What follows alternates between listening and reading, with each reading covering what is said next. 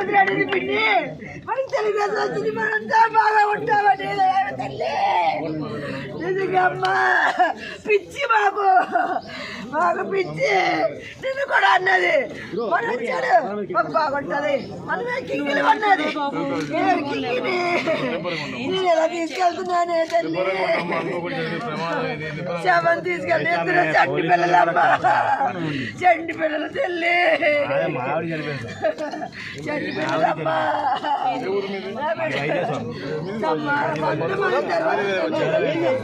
కొంచెం ముందు లైన్లో పంపించేస్తే మా బాబమ్మా ఆ డోరు మీరు సర్దుతుంటే డోర్లు లాగేసారు తల్లి. ఆ డోర్లు లాగేస్తే వీళ్ళందరూ డోర్లు లాగేశారు కదా అనిస్తే వాళ్ళేదో లైన్ వచ్చేసారు. అందరూ వచ్చేస్తే మేము ముందున్నారు, అందరూ పడిపోయింది. పిండి వచ్చేస్తాను పద పద పరిగెట్టు అన్నది.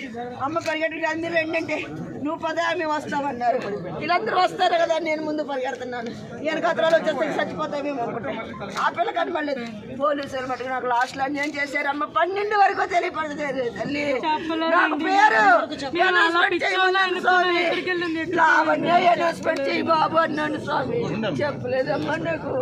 ఎత్తుకున్నానమ్మా నేను ఒక్కదాన్ని, ఒక్కరు కూడా నా ఎంత పంపించలేదు తల్లి. నాకు అన్ని తిరిగాను తల్లి. అన్ని తిరిగితే ఒక అతను చూసి కల్లో చూసి ఫోటో చూపించి అమ్మాయి ఫోటో చూపిస్తే ఈ అమ్మాయి ఎక్కడ ఉందమ్మా ఊపి పీల్చుకుంటుంది వెళ్ళబట్టి బాబు ఆటైనా కట్టించండి, ఏదైనా పంపించండి. ఒక ఆలోచన చేయట్లేదండి. నేరుగా ఆటో కట్టుకొని వెళ్ళండి.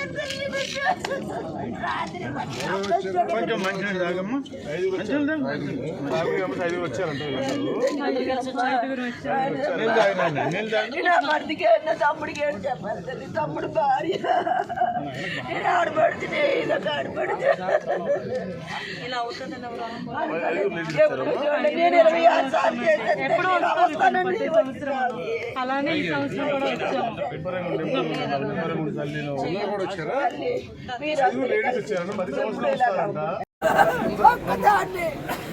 ఒక్కరు కూడా నా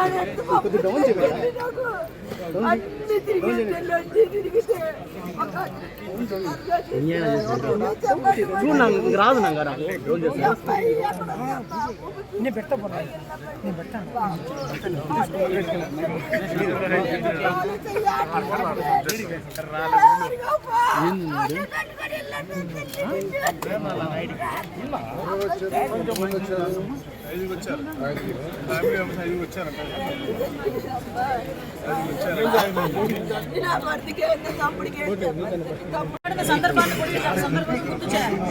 నిజంగా ఒక ప్రాణాన్ని కాపాడిపోయి నా సందర్భంలో జరిగిన సంఘటన. అక్కడ తొక్కిసలాట జరిగింది. దురదృష్టవశాత్తు సుమారుగా 5గురు ఒక చోట, 6గురు ఒక చోట కూడా చనిపోవడం, ఒకరు ఒక చోట, 5గురు ఒక చోట, ఒకరు ఒక చోట చనిపోవడం జరిగింది. ఓవరాల్గా 6గురు చనిపోవడం జరిగింది. ఆ 6గురులోని కూడా ఎక్కువ మంది మన విశాఖపట్నం ప్రజలు వాసులు కూడా ఉండటం నిజంగా చాలా బాధాకరం.